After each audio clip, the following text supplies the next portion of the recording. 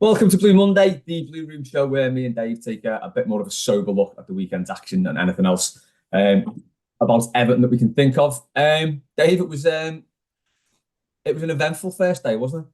Maybe not Yeah, in the way we'd hoped, but it was quite demoralising, wasn't it? Really, it felt like is it last 3 years we've lost our opening yeah, game of the season.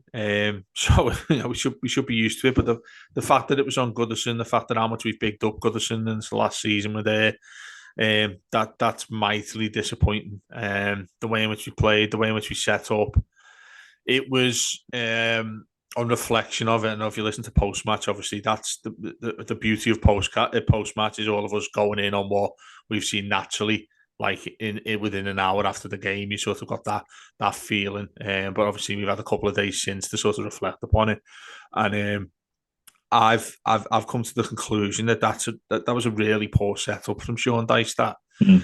it was something that looked to me like a very conservative effort from him. It looked to me like a setup that just was desperate not to lose rather than to try and go and win. Our mate Pete, who's on our shows every single week, he set up, was part of the originals, who set up that fantastic looking flags all over the place. Goodison looked like in its prime. It looked brilliant. It looked its best. To go into a game the way in which we did, I mean, we were fine for the first 15, 20 minutes, as most home sides are, really, until a game Mhm. settles. But it still had that feeling to me that this was extremely. You want to contain a side like Brighton, who are still the very same side they were under De Zerbi as well. Free flowing. They like to Yeah, attack.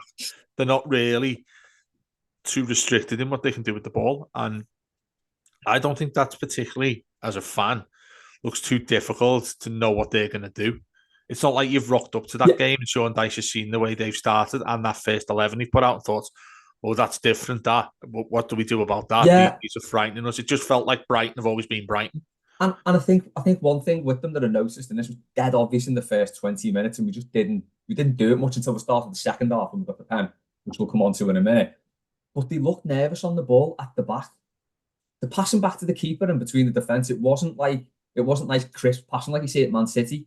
You were Mm. tripping over the ball, you were giving it away, slack passes, and it was like any team going on the front foot there would have just pressed and pressed and pressed. First 20 minutes we did, um, and then it sort of dropped off a bit, and then we conceded that goal, and then the team just sort of the energy just sapped out the team. I think for the rest of the first half, but as you say, it's pretty much the same sort of Brighton as you got last season. Obviously, Minter was he's a really good player. Absolutely skins Mikalenko for the first goal. But it's what you'd expect from Brighton, and we weren't convincing at all, which makes the 3-0 result all the more disastrous, really, because I think they're going to be a team where we should be in and around mid-table again. I think. Yeah. Well, no, I completely agree with that. I think when you set up like we did, I mean, you look at it in the heads of what Brighton are looking at. They've got what their manager's a kid. He's the youngest manager there's ever been in the Premier League at 31 He years was old. he's the first manager who was born after the Premier League Yeah, seeing that was stat, which set up. It's just that's like scary to think about, just isn't leg it? it, will you? You Don't think the need for Premier League started, uh, that. but yeah, we made him look like he was the new Sir Alex Ferguson, didn't we? Yeah, Excuse me.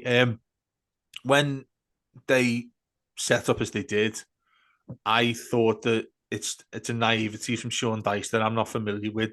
It's certainly not like him to have an Everton set up like that against a side that you can quite clearly see who its attributes are. You talk about Minter there; he should have been all over looking at him. And yeah, obviously you get individual performances that Sean Dyche can't affect from standing off the pitch there, but the way we're set up, it baffled me the way in which we were. It was so predictable. I yeah. felt quite early like if we haven't got something new here, we're really going to struggle, which obviously it turned out to be. You're going to lose the game 3-0. And, you know, when he's set up how he has, you've got brand new players there on the bench. I just think you need that to continue with the momentum of that last season at Goodison vibe that, oh, we need to win every game. This is the last time we're playing X side that come to Goodison. And obviously Brighton aren't like notoriously a side that we have famous games for at Brighton, at home to Brighton. But it it was a bit of a flattener when I saw that 11. I was like, Irabunum aside, I think he's like an island on his own. I think you compare him to The everybody thing else that is, happened. the thing is though, with Irabunum, he wouldn't have played if Garner was fit. No, exactly. He would have put Garner. And the annoying thing for me with him was he had a really good first hour, and then you could see he was knackered after that because he did a hell of a lot of running, and there was no one to replace him with. You could have gone with Harrison Armstrong, but again, that lad had a good preseason, but he's a young kid, and it would have been a big gamble. But other managers might have done that. So yeah, just looking at the starting lineup, and I want to throw this out there, like it felt like a very stubborn Sean Dyche lineup to me. And I do think that this stubbornness could be his and our undoing eventually if he keeps on with it. Now, we saw it last season with Michael Keane. He stuck with him and stuck with him and stuck with him until he just couldn't stick with him any longer. Put Branthwaite in, defence instantly looked better, ended up having the fourth best defensive record in the league. But he was very, very stubborn, Michael Keane, the whole time there when he was stinking the gaff out. Now, I expected Decore and McNeil to start, depressingly. As fans, and you've got exciting new players who you've signed and who've done well in pre-season, you want to see them on the opening day. It's the equivalent of like Brighton signing Minter and sticking him on the bench for this game. It makes no sense. Yeah. Particularly when they've done well in pre-season. You've got them in early in pre-season, so they've pretty much done the whole thing. I'm talking Lindstrom and Dyer, by the way. They pretty much had a full pre-season. No reason why they can't start that game. That puts you on the back foot straight away. But I did expect that because it's Sean Dyche. I didn't expect was Michael Keane to be in. And I don't want to make him a scapegoat because Tarkowski looked like he'd been on the LB4 kickoff because he was terrible. Mikalenko was bad. Ashley Young was bad as well. But Michael Keane's one of those players who makes everyone else around him nervous. And he doesn't elevate players to a level, he brings them down. And you can see with Tarkowski when he's playing next to him, he's a lot more nervous. And it was the second goal that really sealed it, wasn't it? It was a mess up between the two of them, between Keane and Tarkowski, to back off Welbeck like that. I mean, it was just basic. Like this is the first thing you learn as a defender: is one of you will close the ball down. So you can't fully blame Michael Keane for that, but you just think if O'Brien had been in there, you can't say for sure, but had O'Brien been in there, you'd like to think one of them would have had the sense to go and close him down, and doesn't, because he's right in the middle of the goal. It was just such a basic goal to concede.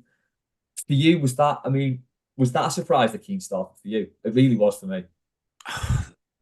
I wouldn't go as far as saying it's a surprise. And you use that word stubborn. I think we're going to use it more than several times in what we're talking about now. That word stubborn, because it's something that I've banged on about for many, many years with previous Everton managers. There aren't any that I can think about, certainly in my time, that haven't been really stubborn to our detriment.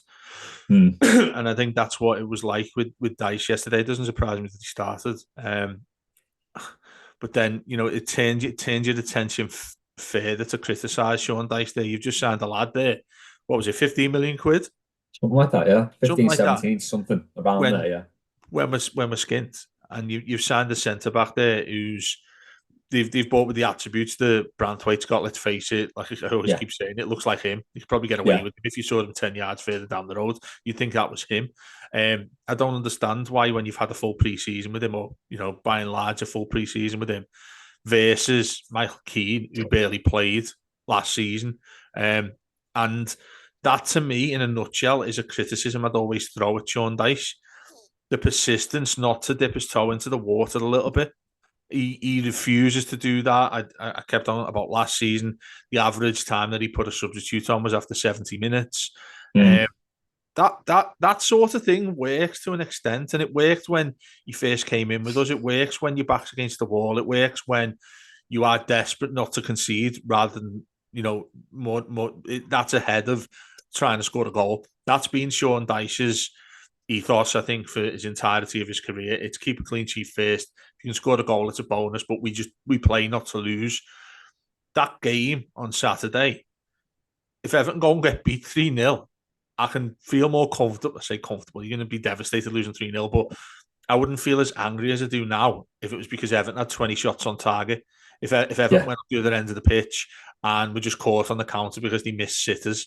I mean, we had the post after 5 with McNeil, was it, with the post, and then that was flagged offside though? Eventually, wasn't it? I think it was, yeah. They didn't show that on Match of the Day. That's right. Yeah, it did. It was but yeah, should have buried it. Like, well, it would have been Decore anyway because Decore was offside for about 20 times in that game, which was, I thought he embarrassed himself with some of the things that he was doing with that, and no idea how that was. But the underlying point of the whole thing, Les, with that, what you've mentioned there, is the fact that Everton should be a hell of a lot more prepared than they were for that game. And that's extremely disappointing given the fact that, again, something else that Sean Dyche probably has at the top of his list, doesn't he, with this fit Sean Dyche sort of mentality that everyone bangs on about, that they need to be able to do the beep fucking test for like 18 to 20 different levels where they're running up and down for about 3 hours. That's what the idea about him was meant to be. But then, you're looking at that, and again, it goes back to that word, stubbornness. There was nothing that was unstubborn about what he did. There was nothing different. There was nothing where I looked, apart from when you've got a brand new signing and you don't know what's going to happen. That lad was fantastic. I actually felt sorry for him after about an hour. Do you know what I mean? Because and the great thing, the positive about him was as well, he looked better than Onana straight away. And I think that's the exact type of player that we wanted to get in.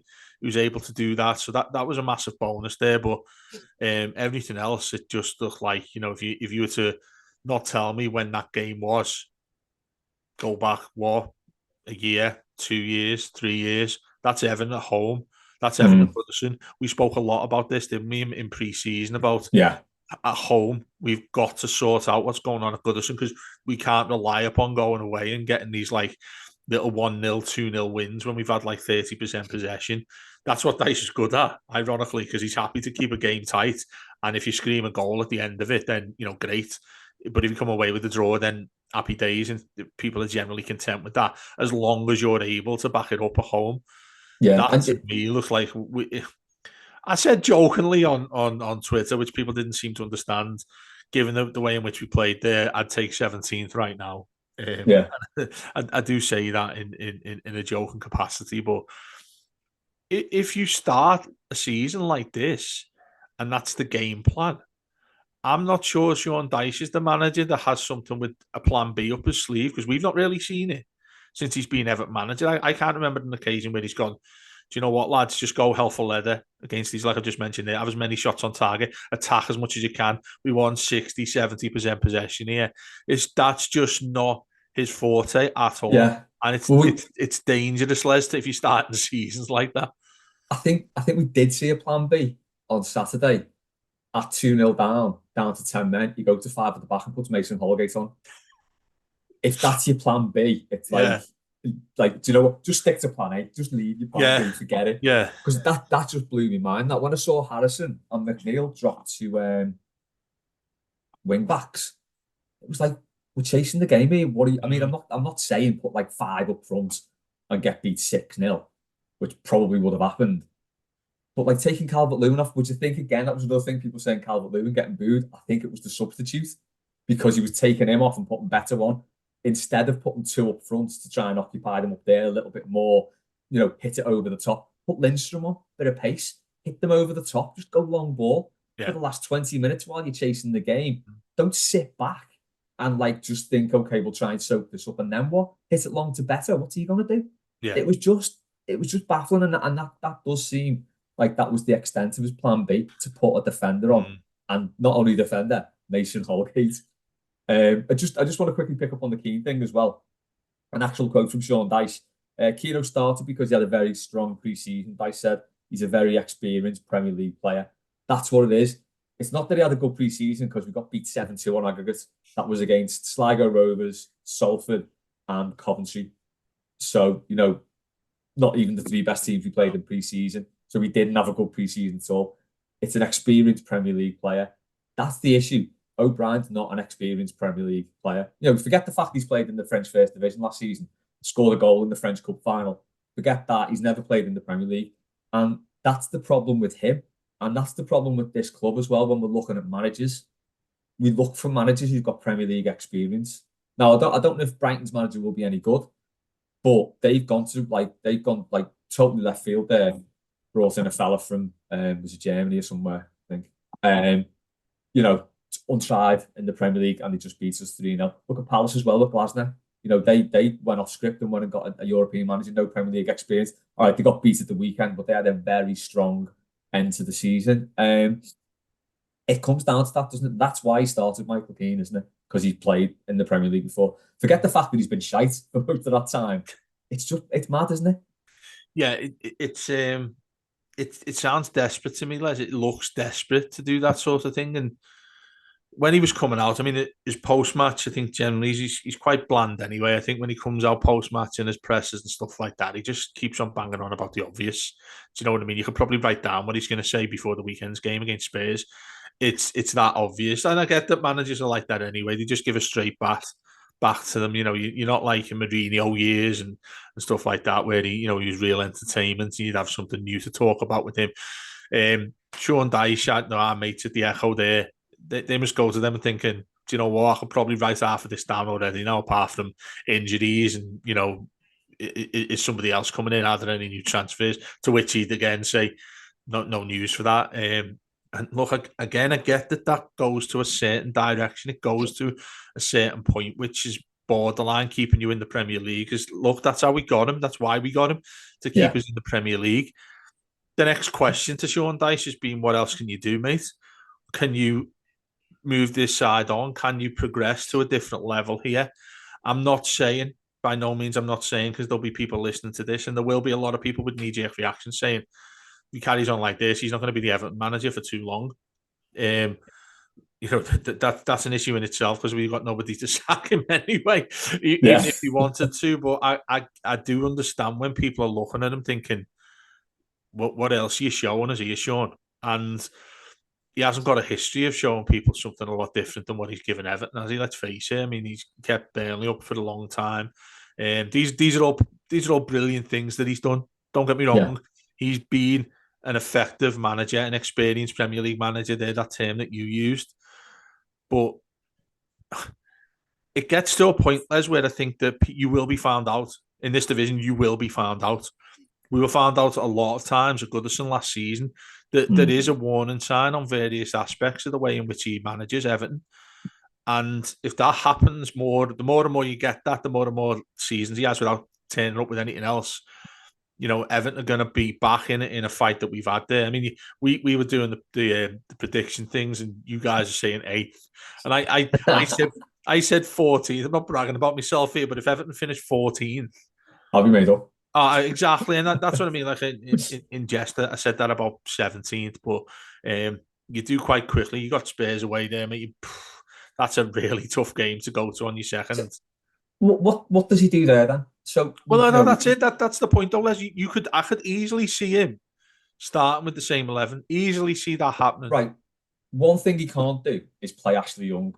We're not even going to go into that, but that's a massive blind spot he's had all last season and that. Fair play to Ashley Young. He's 38, nearly 39 now, maybe. I don't know, but he's old. He's 39. He was 39 last month, I think, or June. Oh, was it? He's pushing 40 and he's still playing at the top level. That's in itself, that's a brilliant achievement. But he shouldn't be anyone's first choice right back in the Premier League. No, can't be next week. So there's question marks like, who else would you put in? Well, that's on the club for not signing another right back in the last 7 years, or when we have done, he's just not been deemed good enough. So has he got to play Patterson? Well, he should be playing Patterson anyway. I mean, people argue about Seamus. Seamus is obviously Seamus last year with us as well, and I get the sentiment that goes around that, and it's obviously something I always criticise about many of our fans, about having too much sentiment on the club itself. Seamus will be the choice when he's fit and ready to go. Seamus will be the choice. Whether he can finish 90 minutes or not remains to be seen. Patterson, who was, fair enough, he was bought by a different manager, he was bought by Benitez, wasn't he? Yeah. Spent a lot of money on him. Extremely talented. By the way, just on that, Benitez jibbed off Livramento in that time.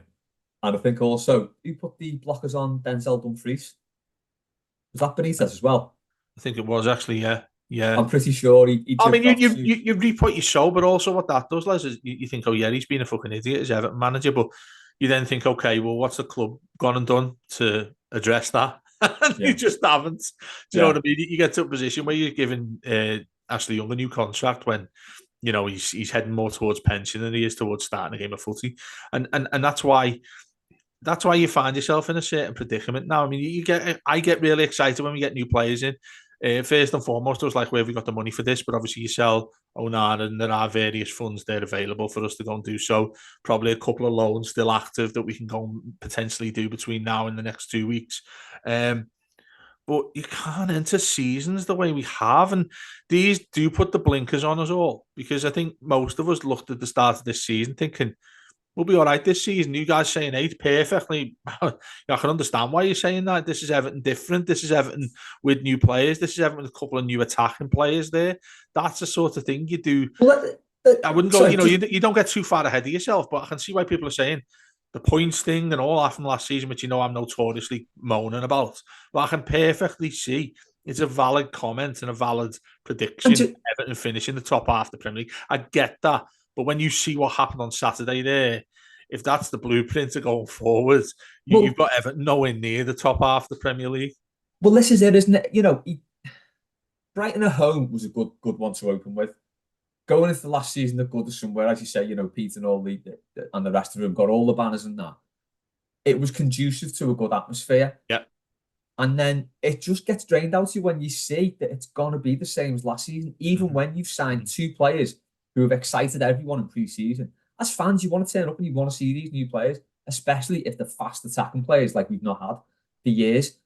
And that just sort of like immediately drained the life out of everyone a little bit, didn't it? Yeah. And then as the game goes on and you get more frustrated, then we can see that goal by Mikalenko gets absolutely skinned. You should never be getting beat that easily. And I thought he was quick, Les. I thought we had a quick left back. This lad jumped past him. He did. And then Ashley Young just leaves his man at the back post and it's tapping. And then it's like, okay, so we're back here again. And then after 20 minutes, there was nothing, was there? We couldn't and I'll just come on to this now. Dyche is like, so I don't know if he's having a go at the fans for leaving early when he said it feels like the reality at this football club. If you're not doing well and you're not winning, that's what happens. If Everton are still in that game with 10 minutes to go, people don't get off. No. Well, not many people get off. But I got off on 80 minutes just before the third one because we'd gone down to 10 men and I was not sitting there while I'd gone to 5 at the back and Holgate was coming on. And I wasn't going to sit there while he phones it in. Yeah. At home. I've got better things to do than do that. If we'd have gone on the front foot and been attacking and pushing for to pull one back and then maybe take it like close at the end, wouldn't have left. But if he's phoning it in, I'm not going to sit there, and there's no reason to sit there and watch it. Why would you when you've got him trying to shore up defence when you're 3-0 down anyway? I mean, what's the point in that? Like you said there, that point where you go for goal and you lose 6-0. I'd rather see Everton do that than we're all sitting there with 10, we put our 10 men behind the ball and we don't concede anymore. Already after game 1, you're looking at goal difference. Do you know what I mean? We're already bottom at that point, aren't we? Oh, exactly. And it's again, say that word demoralising. And look, people will be listening to this. Many will get criticism saying this very knee jerk after the first game. You've got 37 more, and we can put it all right. We've got to play everybody else. Bang, bang, bang. All of that sort of thing, really. But the concern I have with it is Sean Dyche himself with that, because we haven't got the real evidence that he's changed stuff up when things like this has happened. So it would not surprise me without Ashley Young, whoever he puts in at right back there, that we go to Spurs and he's only made that one change that he's been enforced to make. I don't know why he would do that. None of us would certainly do it, would we? You wouldn't think you're going away to Spurs. But yeah, okay, they're going to have most of the ball, most of the game, and you've got to defend well. Yeah, that's a given when you go away to Spurs. As much as you want to try and do that, Spurs at home, it's a tough place to go. They're a top 6 side. They play against Leicester tonight, don't they, as well, away from home. We'll see what they're all about to that point. Everton going there, yeah, you'd scream for a draw right now, absolutely. But what Sean Dyche, we went there last season, for instance, didn't we? And it was unlucky that we lost that game. When we Gomez scores, 2-1. And we absolutely deserved to get a result there. I think it was. I think Calvert-Lewin may have missed the sitter at it at some point there to get us a point. That felt to me a more effective Everton than what we're going to go there and try and do. I mean, if you said to Sean Dyche right now, and all of us, you'd take a 0-0 draw right now. Yeah, well, I think the player that made the difference there it was Andre Gomez's like mad comeback game where he was like man of the match, wasn't it? But I think it was Dan Juma who missed the sitter at the end. He hit the That bar, was it. Yeah, didn't yeah, he? But he came on and made the difference. A bit of pace came yeah. on and made a difference. Now you would like to think that we'd go there, and obviously you want to keep it tight at the back. But you also need something going forward to the ball, not just coming back. And if you've got two quick players up front like we have now, with Jack Harrison, I thought he was good for like the first half. Yeah, I thought, yeah. he was kind of getting some shots in, getting some crosses in. He looked decent. Apart from the fact he's got no right foot, it's just for standing on. Yeah, I mean that's why I'd play him on the left. Yeah. I think he deserves to go down the left. But I'm just looking at the stats from Saturday. We had 1 shot on target and 8 off target. They had 5 off and 5 on. This is the bad one for me though. They had 5 corners. We had 1. And, Corners. if you're looking at this Everton team, or we do well from set pieces. You want to get as many set pieces, corners, free kicks as you can to get the ball into the box to the big players. And we just didn't force anything. Though you think at Spurs, we're going to be reliant on set pieces more than anything than scoring from open play. So that's a stat he needs to build on straight away, isn't it? And I don't think you do that playing the same team again. No, that's right. That's absolutely right. And I think more to the point, we haven't got to it yet, but it was certainly one of my top lists was crossing the ball. I mean, you can't teach professional players at the age of Ashley Young, the age of we never had any youngsters on there apart from Irabunam, and he wasn't taking corners. He's a big lad, and you probably think he's a bit of a threat on a set piece, but he doesn't cross the ball. He's not in the team to do that. But when you've got Harrison, when you've got Mikalenko, every single one of them, there was some really, really, but it's at your end when it was happening as well. So many just kicking it out of play. It was embarrassing at times. You're thinking, well, our go-to is you've got a big lad, number 9 up front, the traditional Everton way. You're not even throwing it near him to win a header. And I can't remember when I've seen him battling with one. I mean, they've got big lads as central defenders, haven't they?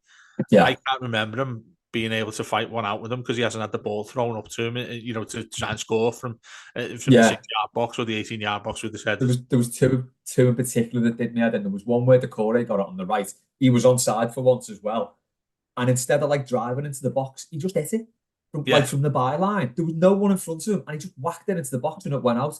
And then there was another one, McNeil put back onto his right foot to cross it. He ran down the left and like did that Peter Beagley thing where he'd gone past the defender, thought, oh no, we'll go past him again. Put inside and use his right. You're left-footed. Yeah. And again, Les, it's so predictable as per how stubborn that looks. Postecoglou, they play Leicester away tonight. He brings them back. They'll probably have the day off tomorrow. They'll bring them back in on Wednesday or whatever it is they do in terms of training. He gets them in and said, yeah, look, get it on the projector. Here's Everton. We're playing Everton here. He doesn't have to sit there for longer than 10 minutes to see the side he's playing against. No. He doesn't have to do that. You've got a side like obviously completely different, but you're watching Man City, you're thinking, right, you've got to stop him, and him. We've got to play like this, we've got to play like that.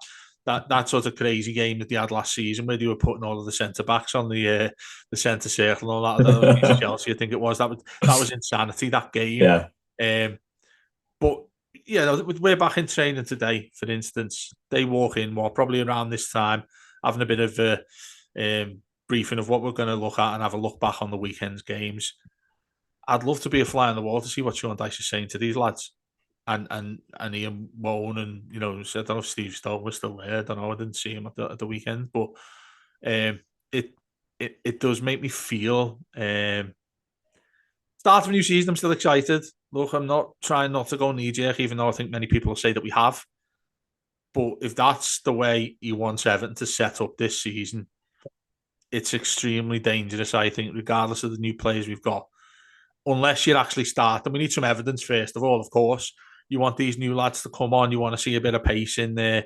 Things that we've notoriously not really ever had in terms of pace on the wings that we've got as well. I think you mentioned a few times about McNeil, cut him inside a bit more. Decore, looked like he was desperate to stop playing footy at times. The amount of times he was offside. I don't know what the idea was with him. Look, you get your manager, puts 11 players on the front with the instructions he's given them. Obviously, they need to do what you've told them to do in order to get a positive result. But what's your again? Go back to saying what we did at the start. What's your alternative, Sean? What else have you gone to training and thought, you know what, lads, we'll take an hour off doing what we usually do with a strict back four, and we've got one man up front we need to get crosses into. Take a break from that for an hour in training, lads. Here's what we'll have a look at doing there. Here's these new kids that we can put on. Here's a little bit more excitement for the fans as well, who are absolutely rocking Goodison because it's the last season. I think there's certain aspects of his job that isn't really difficult to get into a particular position there. If he'd started and Dyche, and if he'd started any of those new lads that we've got, which is essentially what 4 signings we've got, even O'Brien you put in there, rather than just one of them, all of us are on our toes straight away.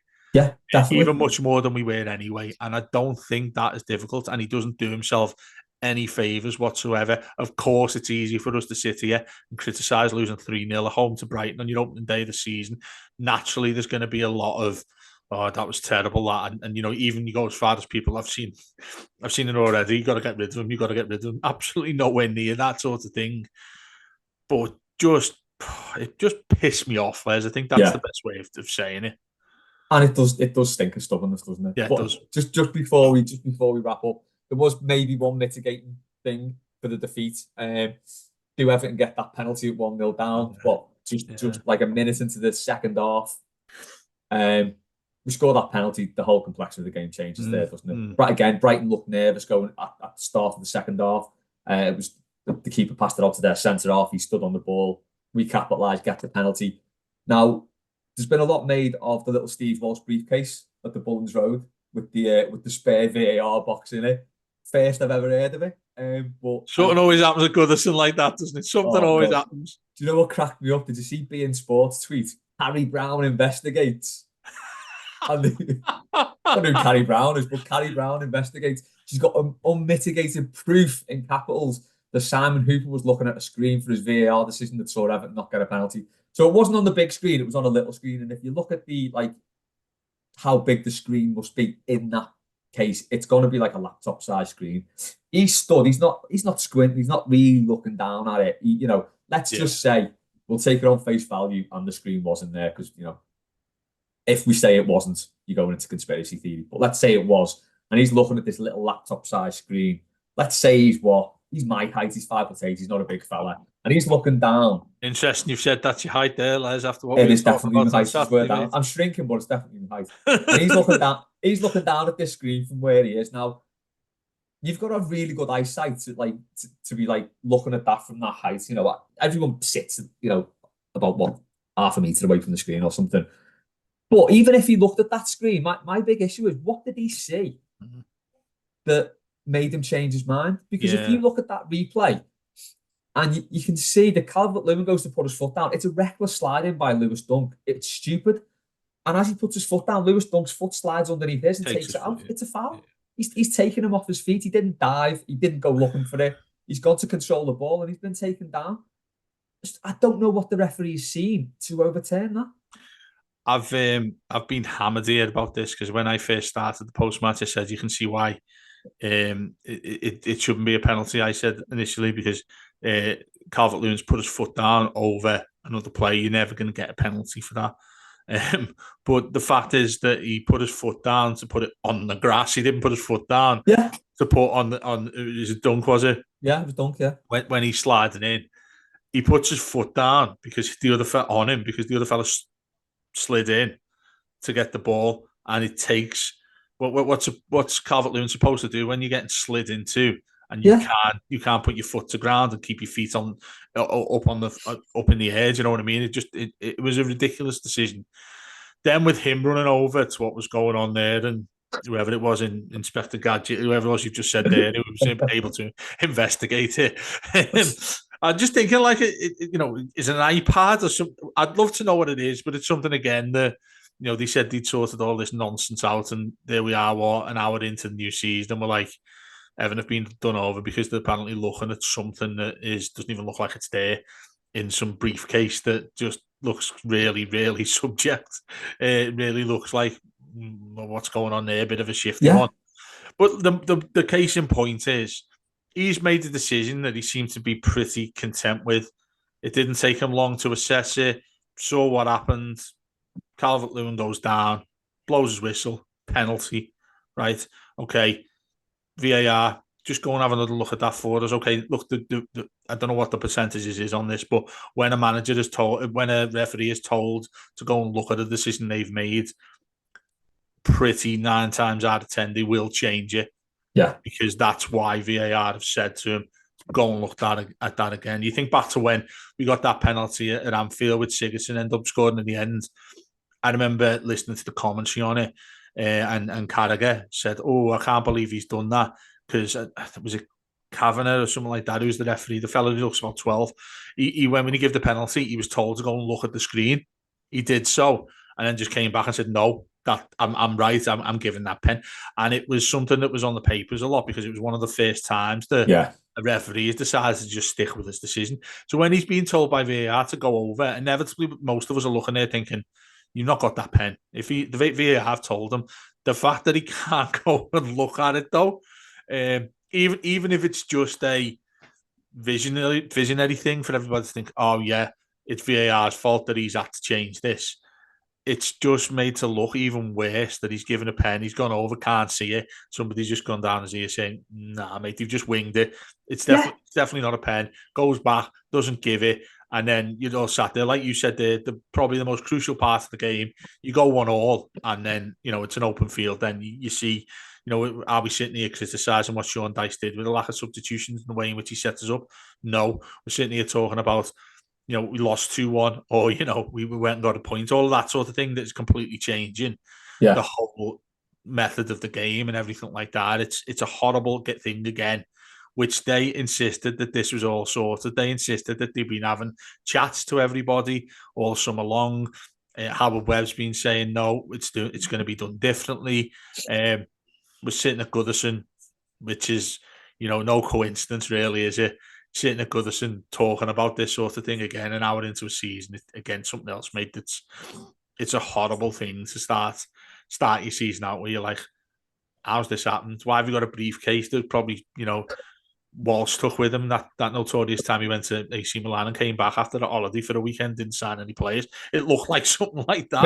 Maybe that's what was in there. It was Steve Walsh's bills he was looking at. Mate, that was I'm quite proud of that. That was notoriously said quite a lot when I said he's gone to Milan with is a pair of bills in them in that briefcase. Came back with them crusty.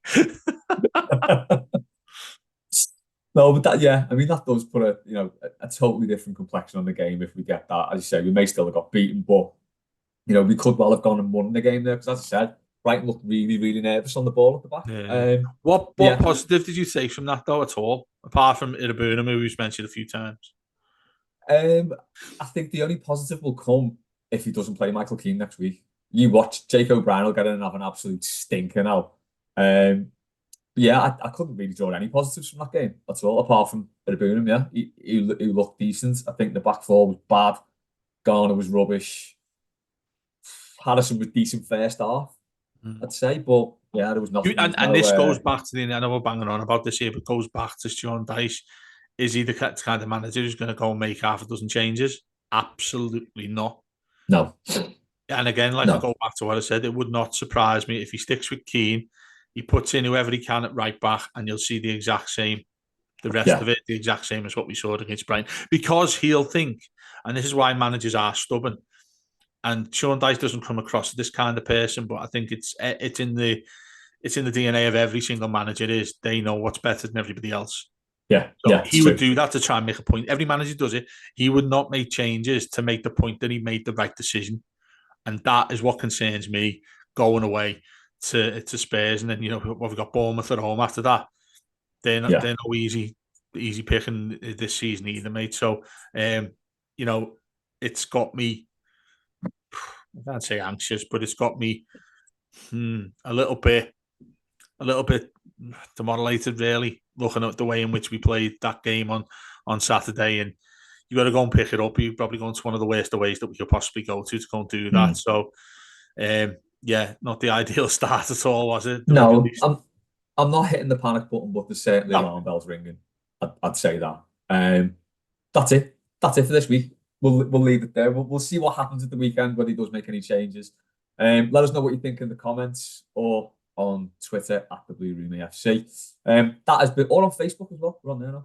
You love a bit of Movements on there. Facebook, by the way, mate, don't you? I'm always look on that and go Hey. on my Facebook channel. I see you talking away to people and all that. I love a bit of that sort of thing. It's going all right, yeah. So yeah, It's old school these days, Facebook, isn't it? Not many have Facebook now. It's for the dars like me. Yeah, I was going to say it's slightly older generation. Love a bit of Facebook. Yeah, but yeah, get on there if you fancy it. Let us know what you think. We'll be back with all the usual stuff this week. Thanks to Dave. Hopefully things will change the weekend. You never know. Up the toffees.